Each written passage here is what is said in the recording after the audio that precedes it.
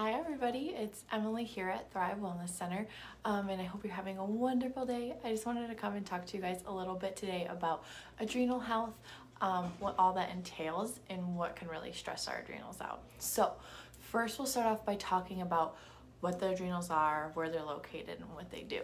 So our adrenals are small triangular-like glands that sit on top of our kidneys. These are in charge of quite a few different things. So number one, we have hormones, so in charge of balancing hormones, producing specific hormones like adrenaline, that's where we get the word adrenaline from, and things like that. They're also in charge of our response to stress, deal with our immune system, and better get my little list here, blood pressure, and things like also helping regulate our metabolism. So that kind of pulls in with the hormonal balance issue.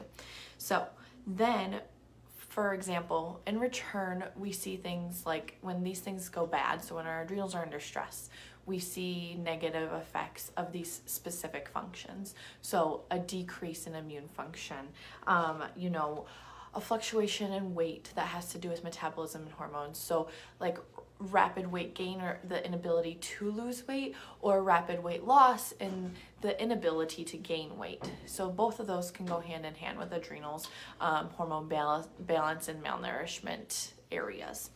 A big one is blood pressure heightens and drops. So one of the biggest things I see with adrenal fatigue is lower blood pressure and sometimes higher blood pressure. It just depends on the person. But that dizzy feeling that you can get when sitting up too fast or bending over and then picking your head up too fast, any of those things, you're going to have a fatigue, and it's going to be an adrenal fatigue going on, and that means that those adrenals actually need a little bit of minerals usually. I usually recommend like a shot glass of good salt with to handle that, but we'll get to that in a second. All right, like we said, a weakened immune system, a poor response to stress. So when I say a poor response to stress, I mean that, kind of like the straw that broke the camel's back analogy. You're just going throughout your day doing your thing and you spill your coffee. Heaven forbid, don't spill the coffee. Hi Stacey, thank you so much. But let's just say that happens and it's just like total meltdown mode. You're like, nope, that was it for me today. So that little bit of stress, obviously, hopefully we don't have that reaction, but sometimes that happens. But that is your adrenals just not being able to respond to stress in your life. Your body needs a little bit of support, more than likely. All right, chronic fatigue. You guys have heard of adrenal fatigue, all of that kinds of stuff. Your adrenals get burnt out, this and that. So chronic fatigue, adrenals are a huge part in our energy, how we're feeling throughout our day, all of that stuff. And then a big one is upper back pain or burning. I know my adrenals are like, woohoo, hi, pay attention to me when I get some burning in my upper back area. So what that goes to show is that they're under a little bit of stress and need a little TLC. All right, let me make sure I got everything there. And then overall hormone balance. See a lot of stress with other hormonal organs. So in women, I tend to see, for the most part, this is not everyone, but for the most part, if there's thyroid issues, there's tend to be other hormonal issues or imbalances. So things like adrenal fatigue, ovaries, uterus might be off. But other hormonal organs can have an impact on your adrenals as well. All right.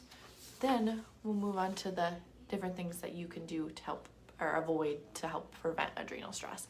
Number one, you probably guessed it, sugar. So sugar is a huge detriment, plays a huge detriment on adrenals. This is one of my biggest tips. If you are one of those people who wake up in the middle of the night wide awake, more than likely it's your adrenals waking you up and keeping you up.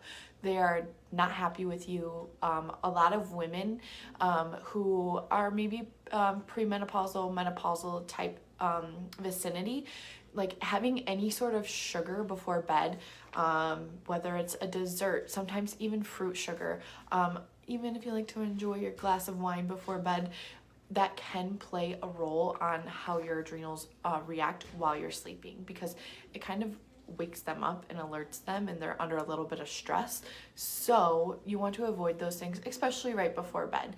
Also along those lines, you want to make sure that if you are in that menopausal time frame, sugar is your enemy. It's gonna play a really negative part on your hormonal glands and give you things like hot flashes, all of that, so on and so forth. So sugar, sugar, sugar. Avoid sugar to help support your adrenals a little more. Second, stress. I know, kind of a little bit of a wide thing to avoid, but you can at least help manage your stress a little better. So things like, setting a schedule for yourself, making sure you're getting enough sleep, making sure you're eating a healthy diet, all helps us manage our stress well too. Setting boundaries for yourself. So all of that is really great to make sure that your stress levels stay at a happy low. Obviously there's times when our lives are more stressful than other times. So when that happens, I'll kind of go over at the end some different things to supplement and things that you can do to help accommodate to that stress. Stress increases our cortisol levels, which is a hormone. Cortisol is a hormone we produce, and some cortisol is okay and healthy, but when we have an overload of cortisol, that really can stress out our adrenals. It also stresses out our gut and whatnot too. All right. Like I talked about, other hormonal organs being off can stress out the adrenals too. And usually what we find is a nice domino effect with that. So if we're working on your thyroid and your adrenals show up, more than likely we're able to assist the adrenals through helping the thyroid out, which is awesome. Then a lack of movement. So like I said, adrenals are a big hormone producer. So is exercise. Exercise promotes good endorphins, happy hormones, serotonin, all of that good stuff. So that helps keep the adrenals in a nice, happy place because they're regulating those hormones on a regular basis. Your body staying active, all of that good stuff. Then, I wrote sugar again. So sugar again, sorry guys. And then last but not least, caffeine. So stimulants can be, any sort of stimulant can be really hard on our adrenals just because it's going to rev them up more. So when we get that revved up feeling, and then they plummet and crash. So I've had quite a few patients who have gotten off coffee, whether it's for a month or for the rest of their life. We just kind of work with what's going on. But caffeine is really, really can be detrimental to our adrenals because it gets them up here and then tanks them totally down. So taking a break from coffee is sometimes a good idea. I know it's a sad thing, but even just taking a couple weeks off of it is always a good option, just to give your body a nice little reset, and then you can come back to it later and see how you feel. Usually you'll feel a really huge dip in energy the first 3 days to a week. Can be a little rough, especially if you are drinking coffee every day, possible multiple cups a day. So it just depends on the individual person, but get past those days. I promise you, once you get past that your energy more than likely is gonna skyrocket, and you're gonna feel that natural energy happening. All right, so those are the bad things. We'll get those out of the way. Now we can go into the good things that help support our adrenals. So one thing that happens when we're under stress is we really blow through our B vitamins and our minerals. So we see a lot of need for B vitamin support and mineral support for our adrenals. So testing a lot of people for something that we call Cataplex B, which is a whole food B complex, has all the good B's in it. Even something called B4, which is not regulated by the FDA, so they don't require it in B vitamin supplements. And B vitamins are so important to come from a whole food source. You don't want to get those like synthetic B vitamins. Your body's just not going to utilize them like it needs to. It might for a couple of weeks. Like let's say you get a synthetic B12 from like GNC or something, you might be able to feel the effects from that for a couple of weeks, a really nice uptick in your energy, but eventually your body is not going to be able to utilize that, and you're going to crash kind of back to where you were. So something, like I said, called Cataplex B that we use here is really helpful. We see a lot of success with that. And sometimes our adrenals are so wrapped up, we need some calming B vitamins. So there's kind of two ends of the spectrum on that one. We also have something called Cataplex G, which is the other end of the B vitamins, and those are going to help you down-regulate a little bit, kind of bring you more at an even keel instead of keeping you up here all the time. So two different things, but both B vitamins, which are highly depleted when we are under stress. Like I said, minerals too. Minerals are really calming, as you've probably heard us talk about before, but minerals help calm us down, help keep the adrenals healthy, and a lot of other hormonal glands. So minerals are really important. A few of our favorites here in the office are Minchex. If you're on Minchex, you know it's the best. So Minchex is really great. Orchex is an even kind of a stronger mineral supplement that we have. Mintrans, another good one. So these are all really great mineral complexes that can help chill the adrenals out. Essential fatty acids. So you can also use different fish oil supplements to help support the adrenals. So things like, your pro DHAs are more for people who are higher strung. So DHAs help calm us down. So there's DHAs and EPAs in fish oils.